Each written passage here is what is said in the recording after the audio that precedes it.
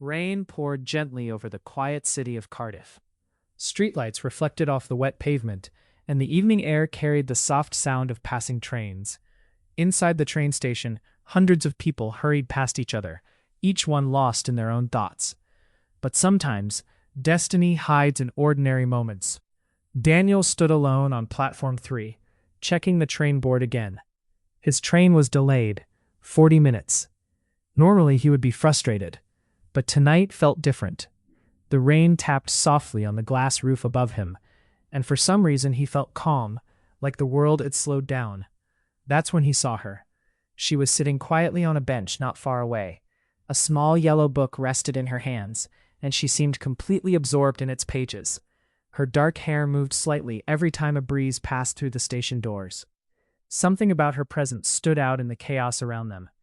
Daniel didn't know why, but he couldn't look away. A sudden gust of wind swept through the station. A piece of paper slipped out from her book and flew across the platform. It landed near Daniel's feet. He picked it up. At first, he only meant to return it. But as he lifted the paper, his eyes caught the first line. "To the person I haven't met yet." Daniel blinked in surprise. Curious, he walked toward her. "Excuse me," he said gently, holding out the paper. "I think this belongs to you." The woman looked up. Her eyes were warm and surprised. "Oh, thank you," she said, taking the letter.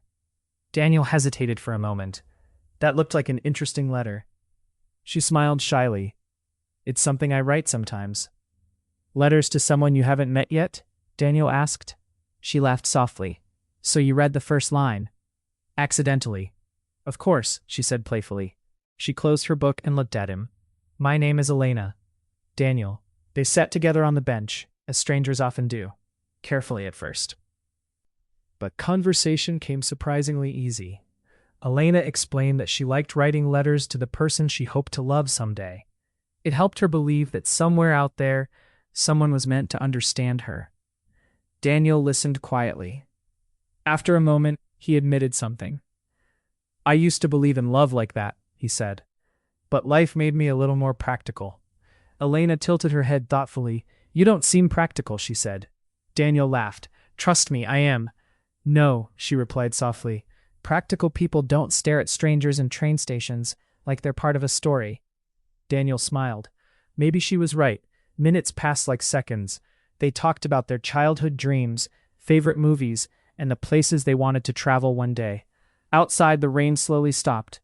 Sunlight began to break through the clouds, lighting the station in warm gold. Then the announcement came. Train to London arriving at platform 3. Daniel felt a strange disappointment. "That's my train," he said. Elena nodded. For a moment, neither of them moved. Then Daniel asked a question he didn't plan to ask. "Do you think one of those letters could be meant for someone you just met?" Elena smiled thoughtfully. "Maybe," she said. She took out her notebook, tore a small piece of paper, and quickly wrote something down. Then she handed it to him. "Here," she said. Daniel unfolded the note. It read, "To the person I might fall in love with.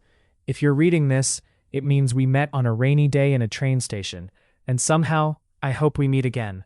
Daniel looked at the bottom of the note. A phone number was written there. He looked back at Elena. "Is this your number?"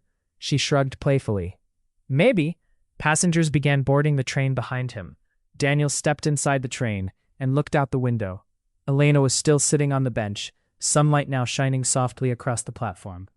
As the train slowly pulled away, Daniel realized something strange. The train had been late, but maybe it had arrived exactly when it was supposed to.